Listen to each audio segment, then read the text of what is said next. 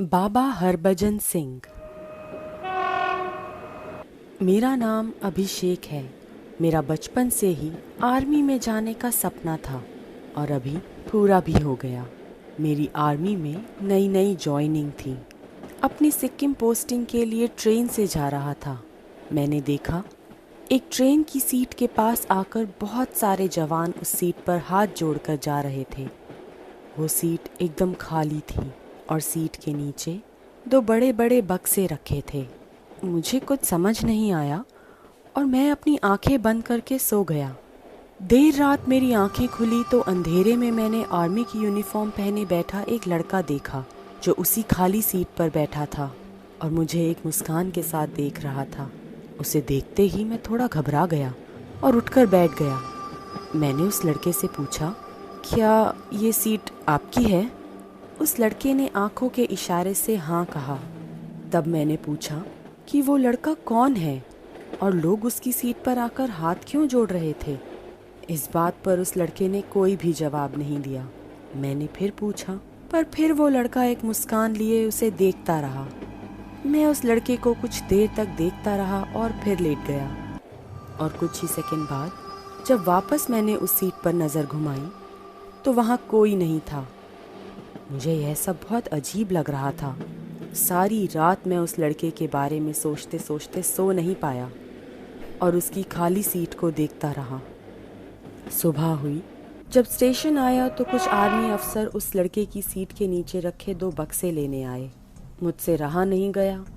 मैंने बाकी अफसर से उस लड़के के बारे में पूछा, क्या आप मुझे बता सकते हैं यह किसकी सीट है और सब जवान यहाँ हाथ जोड़कर क्यों जा रहे थे?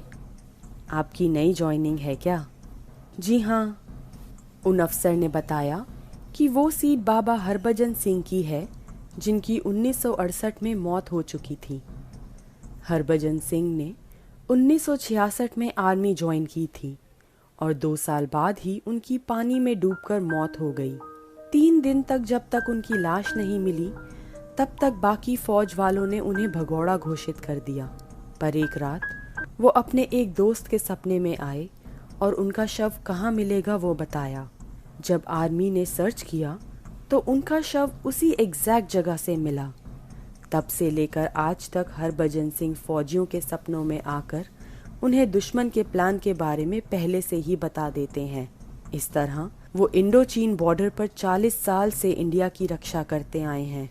कहते हैं रात में पहरा कर रहे फौजियों की अगर आंख लग जाती है तो वो उन्हें चांटा मारकर सतर्क भी करते हैं। इतना ही नहीं, इंडियन आर्मी भी इस बात को मानती है कि उनकी आत्मा अभी भी बॉर्डर पर ड्यूटी कर रही है और उन्हें कैप्टन का दर्जा और बाबा की उपाधि भी दी गई है। उनके नाम का एक मंदिर भी बनाया गया है जहां उनका एक कमरा है।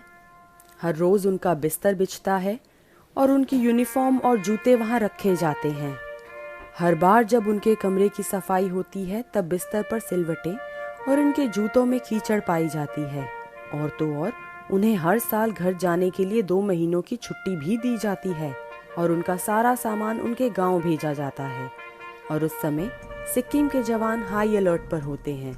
यह सब सुनकर मैं दंग रह गया और अपने बंकर पहुंचते ही सबसे पहले बाबा हरभजन सिंह के मंदिर गया, जहां मैं ट्रेन में हरभजन सिंह के साथ हुई अपनी मुलाकात के बारे में सोचने लगा।